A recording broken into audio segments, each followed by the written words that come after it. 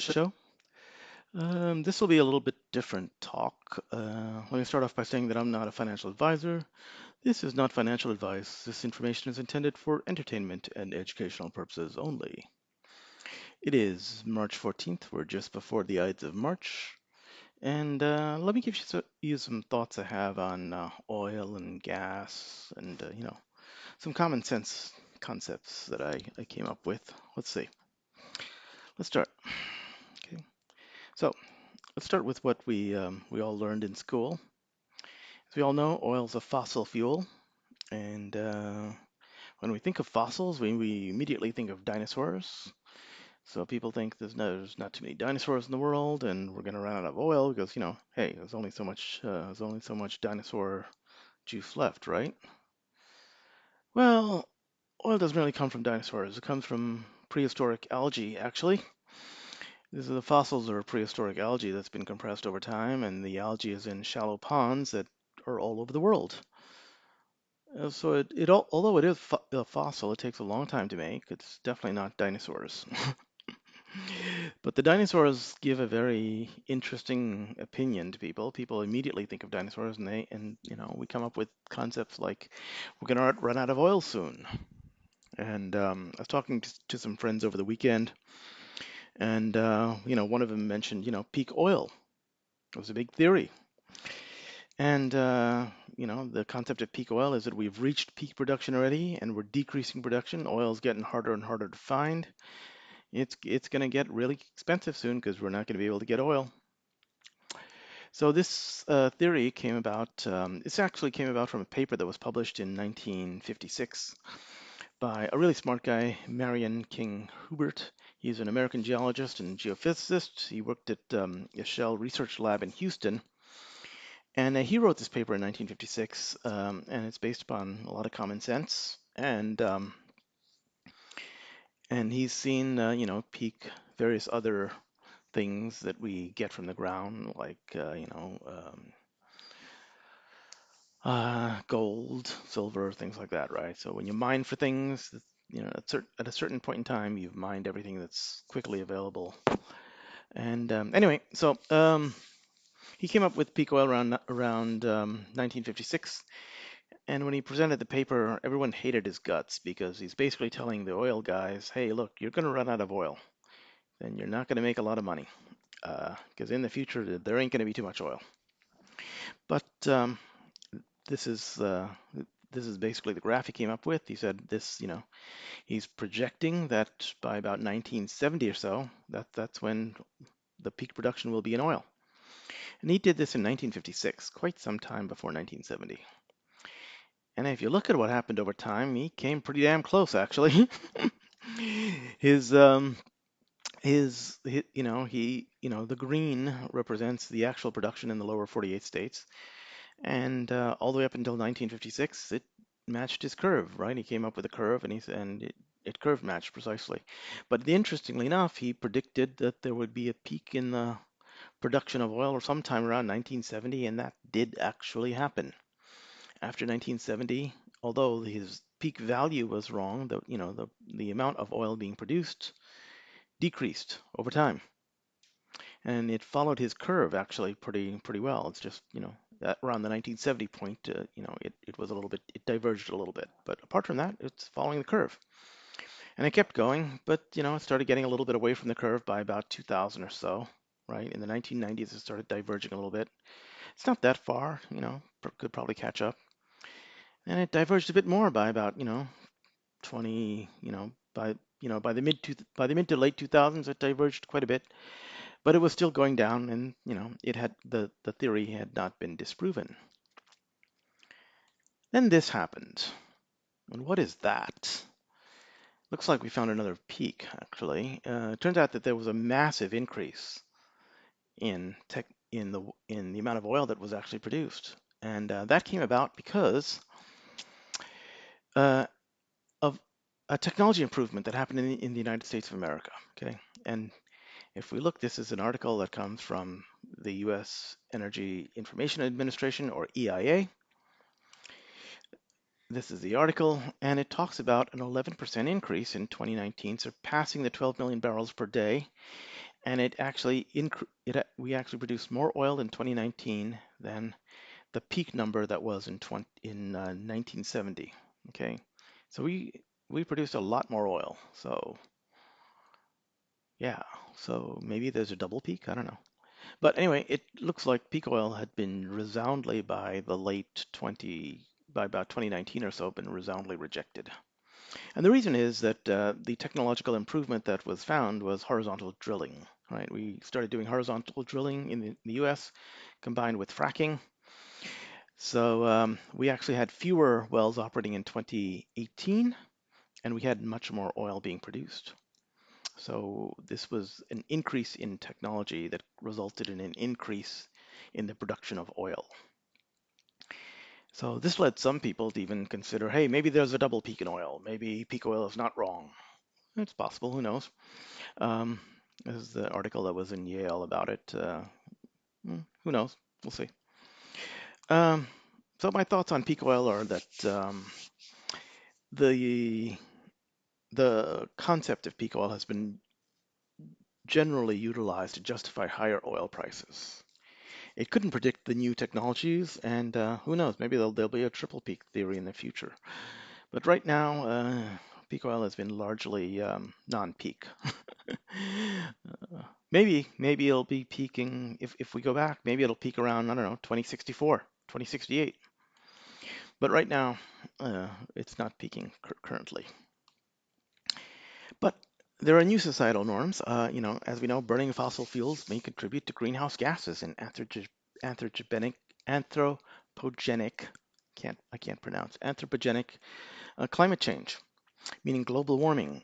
Humans could be affecting the climate. Certainly, humans have been affecting the climate ever since we were able to. We try to make, we try to affect our local climate earlier by building homes and then, heating up those homes so that they're warm in the inside. Perhaps we're affecting global climate. Who knows? It's possible. But interestingly enough, if we look at some newer technologies today, there are things like renewable oils, right? Instead of running out of the fossil fuel, what about biodiesel? It appears to be, at first glance, cleaner burning than fossil fuel. It's renewable. But the arguments against it are that it competes with food sources. You don't want to have something competing with food now. People could be starving to death. And the other things are, some people look at the total energy calculations and they believe that it takes more energy to produce the biodiesel than the energy that comes out of biodiesel. So, okay, I'm not going to argue with that right now, but we'll look at the calculations at some point later. But eventually, of course, we will run out of oil, right? It's a fossil fuel, and it's about to, it'll happen soon. So that's just the way things are. But maybe it's not really a question of running out of oil. Okay, why do we think? What do we? Why are we thinking in those manners? There's two sides to an equation.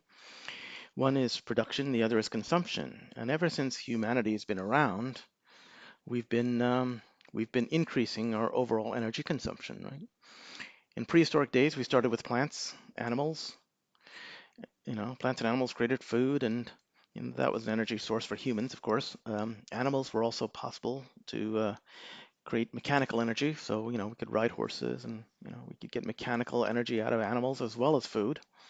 So there was a competition of food and energy source there.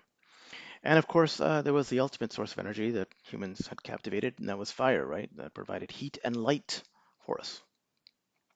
So, but in general, we weren't consuming very much energy back in those days because we were, cavemen, that kind of stuff. So let's put that off to the side.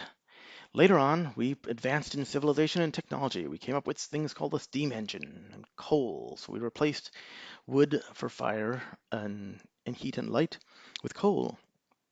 Along the way, we came up with electricity. And those things resulted in, transportation being improved dramatically. We had railroads. A steam engine brought about railroads, as well as factories and machines, automated machines. Electricity and electricity brought about things like heat and light that were now much more convenient. You could get, instead of burning down your home, you could actually just use a light bulb, which was much far safer than having, an open fire. to create heat and light. You could also have heaters inside your home, and you could also generate heat inside your home. You didn't have to have the danger of open fires. So these were all improvements. Electricity, steam engine, coal. They improved humanity. They improved civilization. And they resulted in much larger energy consumption. We consumed much more energy than in the caveman days, but quality of life increased. So, what happened next after this? Well, we found oil, let's just say. I'm going to skip ahead. And oil had some interesting properties associated. We found other things too, right? We improved electricity generation. We got solar and nuclear as well too. But as a result of all of these other forms of energy that we have, mostly oil and electricity, we now have airplanes. Our transportation has improved dramatically. We can get from point A to point B in record time because, with vast numbers of people by flying them all around the globe, we have cars for personal transportation. We even have electric cars. So electric cars can run on electricity instead of oil and natural gas. We have new uses for electricity in the form of computers and communications and cell phones and things like that. So we have improved our use of electricity over just the basics of heat and light, and we've even improved those. We have LED lights now and things like that. So, but in general, even with improvements in the efficiency and use of electricity, our overall energy consumption as a civilization increases. And this is pretty much it's pretty much the way things are, right? As long as you have more people, they will develop new technologies, and these new technologies and additional population will require more and more energy over time. And that leads to the problem. Suppose we run out of all the oil and various natural, fossil fuels, and we can't create energy. That could be the real problem, right? Well, there was a guy who looked at this civilization and energy relationship. He was a guy called Nikola Kardashev. He was a scientist out of Russia a long time ago, and he came up with an interesting theory, and it's a theory that seems to bear out. It might bear out a lot in the future. He said he created something called a Kardashev scale, and he takes civilization, technology, and energy and combines it into a single relationship. He says that a type 1 civilization, which would on his scale would consume all the solar energy deposited on a planet from a star. And a type 2 civilization would consume all the energy of a star or of a solar system, right? And finally, a type 3 civilization would consume all the energy of a galaxy. Let's not even get into the type 1, 2, and 3, because humanity isn't even at a type 1 isn't even at a type 1 civilization. We're somewhere around 0.7 or 0.65 or maybe even lower. I don't know.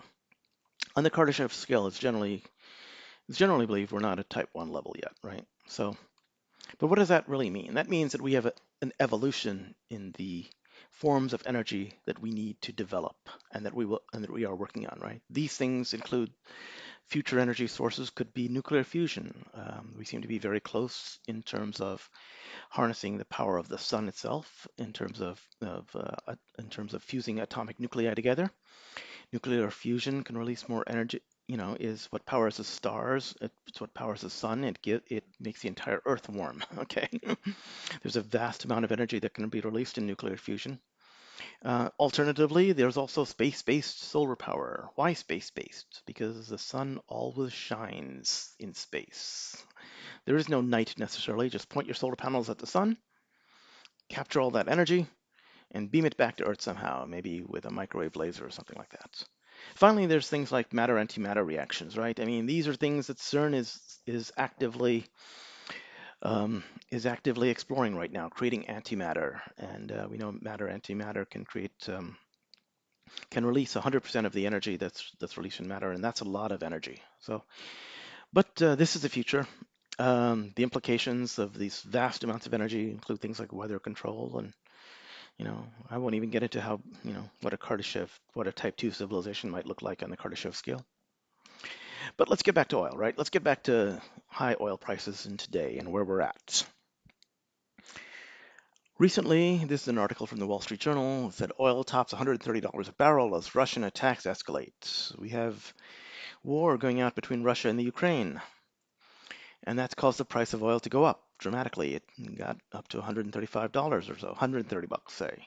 But it came back down, looks like, right? The price went up, spiked up dramatically in March as a result of these attacks and war and rumors of war. But if you look at it, now that the price has come down, it's almost as though the war wasn't there and oil was heading up in its similar a similar trajectory to where it had been. So this begs the question, is the Russia-Ukraine war fully discounted in terms of the price of oil? People are behaving, I think, in terms of oil prices as though the Russia-Ukraine war is almost over. Could be. I don't know. Hard to say. But the price of oil, it looks like it's fully discounting it. And the result of the Russia-Ukraine thing, we've decided we wanted to ban Russian imports of oil in the U.S. And in the U.S., it turns out it's not a big deal though. We don't really import too much oil from Russia, so it's not really saying much. But it's setting an example for everyone in the world. And yeah, so we made a statement of some type that by banning Russian oil. But really, what we'd like the world to do by setting an example is you want the world to basically say, don't buy Russian oil, punish them for this invasion of the Ukraine. So let's not be narcissists and think about the US only. We are not the world. We need to replace, if we want to replace Russian oil production, we need to replace about 10,000 barrels a day because that's what they produce and sell into the entire world market. So let's see, how do we do this? What's the easiest way to do this? A lot of people thought, recently there was a news article that came out that the United Arab Emirates wants to replace the Russian oil and increase production. Well, the UAE by itself produces about 3,000 barrels of oil. Maybe they could increase it to 4,000 barrels easily. I don't know. That's only about 1,000 barrel per day. It's only about 1,000 barrel increase. I don't know if they can do it by themselves. What about Venezuela? People like to talk about Venezuela. Well, they're currently producing less than 1,000 barrels. Maybe with some help and some time, they could increase that to 2,000. I don't know. Right now, they don't seem to be doing that well. Their infrastructure kind of like died off. And maybe with fixing that infrastructure and all that, we can increase the amount of oil that's being produced, but it's not going to happen overnight. It'll take a little bit of time. What about Saudi Arabia? They have a lot of oil, right? And sure enough, they produce about 10,000 barrels of oil a day. Maybe they could increase that to 12, 13,000 barrels. We don't know how much they could produce, but certainly they haven't produced more than 12,000 barrels in the last 25 years. So if they could double their oil production to 20,000 barrels, that would solve the problem, right? We don't know if they're willing to do that, though. They might be able to go up to 25%, maybe 20%. I don't know if they can go 100%. What about the US of A? Now, in case you didn't know, we in the United States of America are the world's largest oil producer. And we recently dropped oil production. Let me repeat that. We recently dropped oil production in 2020. Okay, we were doing over 12,000 barrels a day or so. And unless we increase oil, unless we increase oil production and we get everyone else to increase oil production, it may not be that easy to replace Russia, all the oil that Russia makes in the world, right?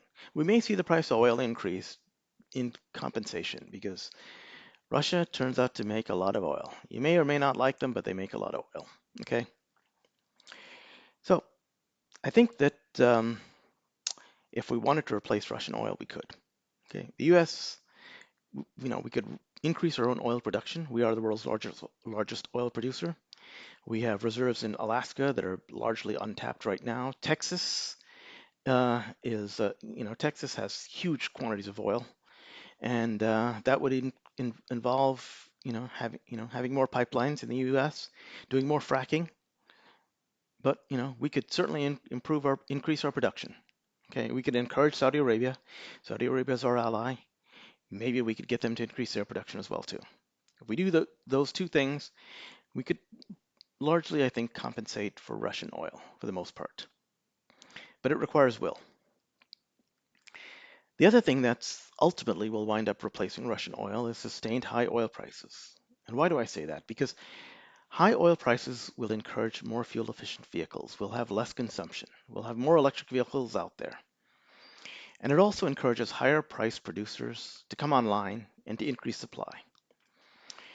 This is actually a reason that Saudi Arabia may want to increase oil production because Saudi Arabia does not want high oil prices. Let me repeat, Saudi Arabia does not want high oil prices. They prefer to be a preeminent producer of oil and to sell oil to the world and to be in control of the price of oil, or so they think. Anyway, so high oil prices is something Saudi Arabia wants to discourage, and they may increase production just to try to alleviate that, right? The other thing that high oil prices do is it increases the profitability of offshore oil platforms, like the North Sea in that Britain controls, oil platforms off of the Gulf of Mexico. Now those are higher risk because they pose a possible danger to the environment if there's a massive oil spill leak. But certainly they become much more profitable at high oil prices. OPEC, it turns out, in terms of oil pricing, is largely meaningless. Oil pricing has been determined by the futures market and Wall Street for over the last 10 years. OPEC is they have no impact on the price of oil, really. Saudi Arabia does, but OPEC does not. Now, there's something else that we can do in the short term that might make up for Russian production, and I like to call it the reality distortion field, as named after something that Steve Jobs had. Okay, basically it's a mass media blitz. If you've ever listened to a Steve Jobs presentation, you were caught up in the hype and you fully believed whatever Steve Jobs wanted to say. It didn't matter who you were, it really didn't. He had a power through speech and through eloquence that you were caught up in whatever he said and you wanted to join him. Okay, it's just the way it is. The mass media is not Steve Jobs, but they can do something similar. And in fact, they have in the past, right? Examples of mass media manipulation include things like, the sinking of the Maine, which caused the Spanish-American War. It's an incident of yellow journalism. Turns out that a result of some declassified documents in 2000, we found out that the Gulf of Tonkin incident, which sparked the Vietnam War, that was actually fake. That wasn't real. And who out there believes that the weapons of mass destruction were real?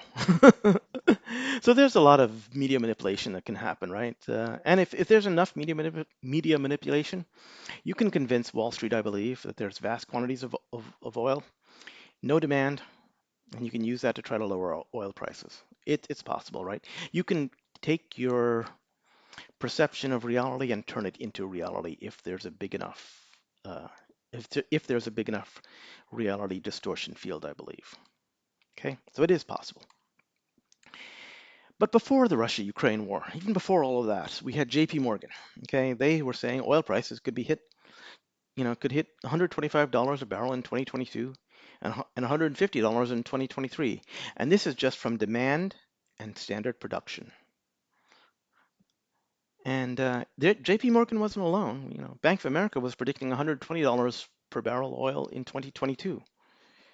Well, if you look at oil, you know that it's gone way past $120 a barrel, right? But it's come back down now, so maybe it'll go back up there. But I'm saying the Russia-Ukraine war, it's not really responsible for high oil prices, regardless of what you might think. It's basically consumer demand and lack of supply.